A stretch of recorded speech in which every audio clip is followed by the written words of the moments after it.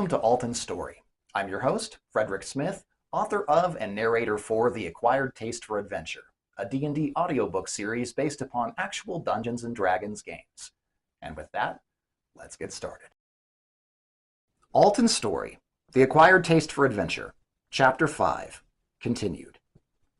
The bugbear, Bullk, stood and held back the vicious warg that tugged at its chain leash.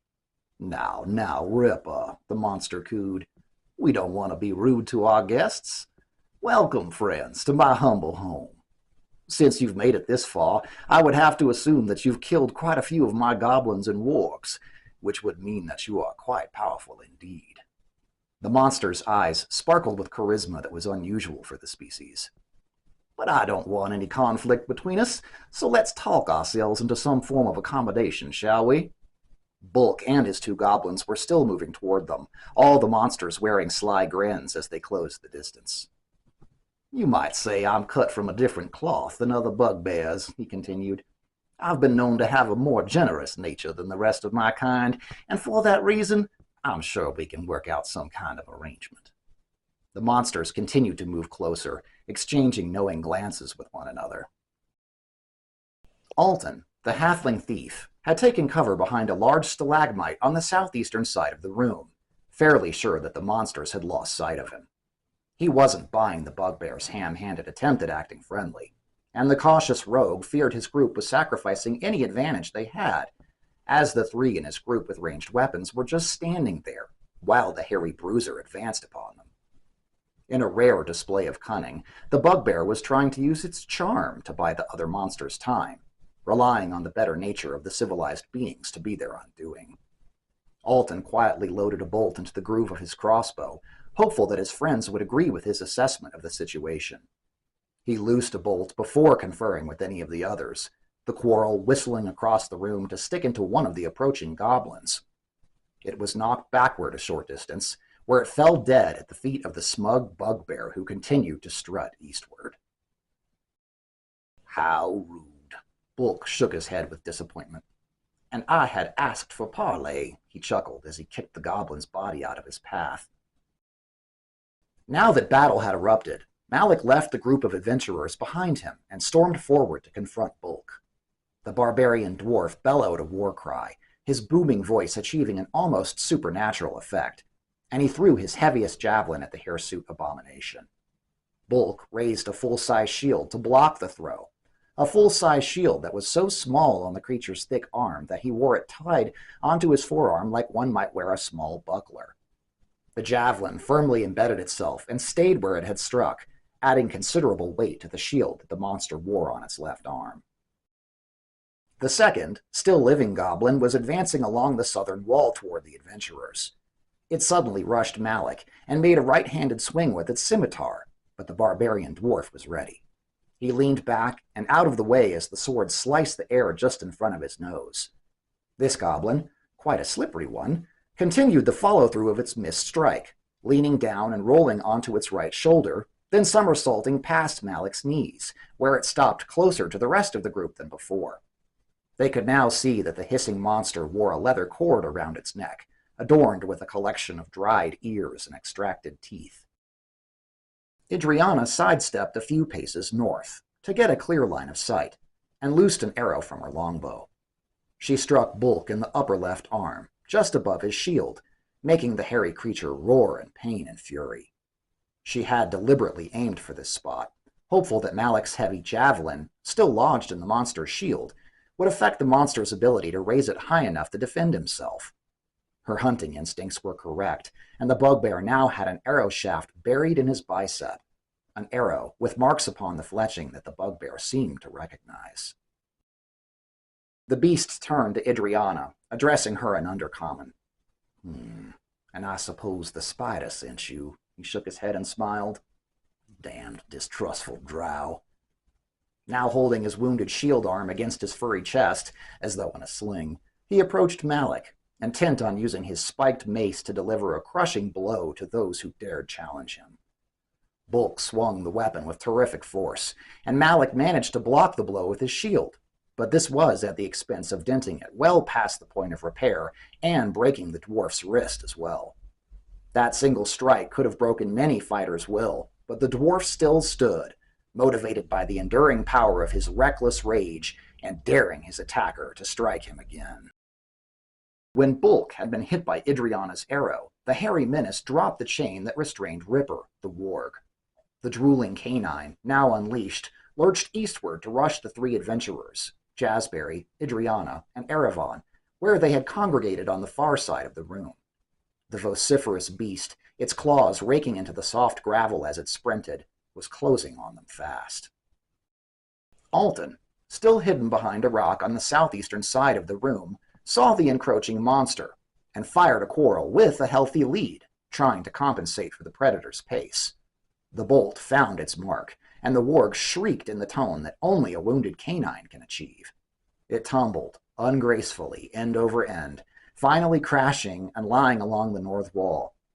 It laid as still as it possibly could, not dead, but howling rather pitifully, in hopes that its plaintive wails would elicit help from its bugbear master. Pardon the interruption, but if you're enjoying my work, please like, subscribe, and leave me a comment down below. And don't forget to hit that bell icon to receive notifications whenever I upload a new video. Malik, the dwarf barbarian, decided it was time to repay Bullk for his hospitality. He wound up his war axe behind him, back all the way to his hometown of Stumpton, so it seemed, and then brought the cold iron down in a thunderous blow. He struck the massive beast just between its thick neck and broad shoulder, cleaving down to break through the beast's collarbone and into its meaty chest. "Where's Dornan, you son of a warg?" Malik bellowed, determined to get some answers. Between Idriana's arrow and the strike from Malik's axe, Bullk's left arm now hung limp at the shoulder. He backpedaled away from Malik and forced himself to act despite the great pain. The bugbear bent his left arm at the elbow and made a quick whipping motion with his hand, casting away the tied-on shield. Then, using the same injured arm, the bugbear gingerly reached into a pouch on its hip and produced a potion of healing. Lifting his wounded arm with great effort, Bullk raised the bottle to his mouth, where he used his sharp teeth to pull the cork. He then tilted his head back to empty the contents down his gullet, and the potion did its quick work. The despondent adventurers watched as the bugbear's body returned to its original form, hideous and hairy, but unharmed. In the same moment, the surviving goblin turned away from the adventurers at the back of the room, revealing its threatening approach to merely be a feint. It struck at Malik's exposed back, slicing the distracted dwarf across the shoulder and tricep of his right arm. The little green monster was pleased with its successful deception, giggling and chittering excitedly to itself as it watched the blood begin to seep from the dwarf's wound. The gargantuan bugbear issued a terrifying roar, and now using two hands to wield the brutal Morningstar mace, brought the weapon across the dwarf's jaw with an upward swing that cracked tooth and bone alike. The barbarian was staggered back several paces by the force of the blow, but somehow managed to hold his footing, ready to absorb another if he had to. The dwarf's stubborn tenacity truly was one of his greatest strengths, but the group feared another such strike might be the one that sent Malik into the afterlife. Now seeing that the dwarf barbarian was in mortal danger, Idriana cast her beloved bow aside, drawing both of her scimitars to run forward, screaming. Alton was afraid she'd finally betrayed them, but the gray-skinned predator instead rushed forward to flank behind the goblin attacker that harassed her new friend. Sliding in on her knees, she swung both of her swords in opposite horizontal arcs that cut the creature's body in half just above the hips. Her scissor-like double strike, executed from a kneeling position, sent the two halves of the body falling away to either side, each going into their final, seizing paroxysms.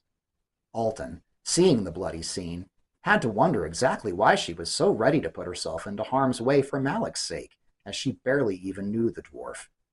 Nonetheless, he was relieved to have the half-draw woman fighting on their side.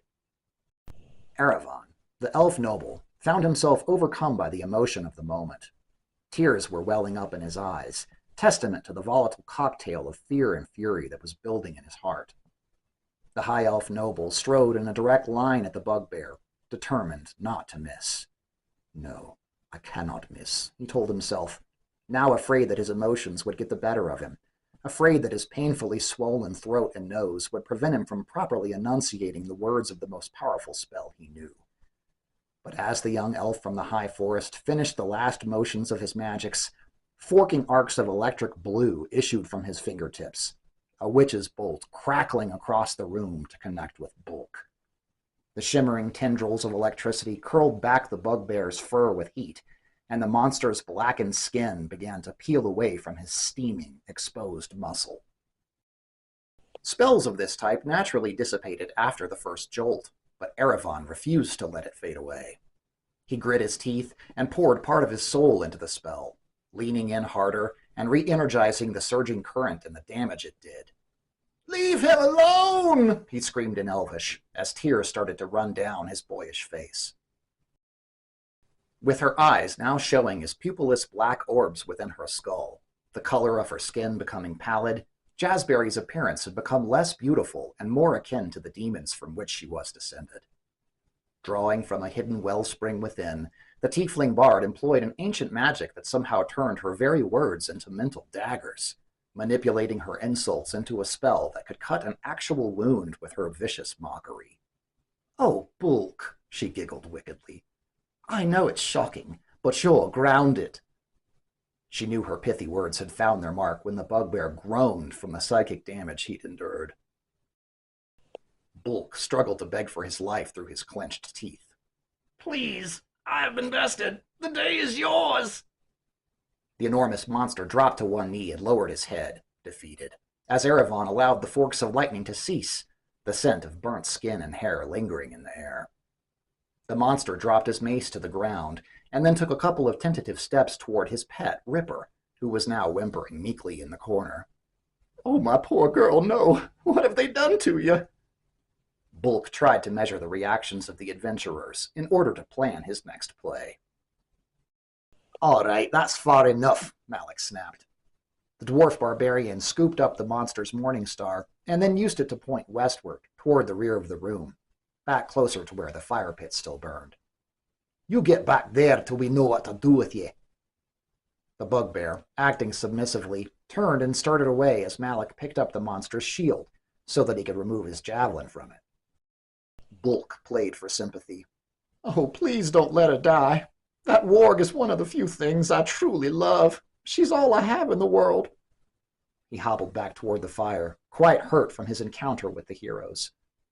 "I can help you. I know things that you want to know." He sniffed tragically. "Just ask me, but please, please save Ripper."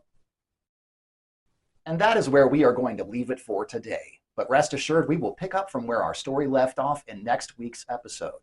Thank you so much for staying until the end of the video, and if you enjoyed what you heard, please consider donating to my Patreon, which you can find linked in the description. I appreciate all of you, and until next time, please be kind to yourselves and to each other.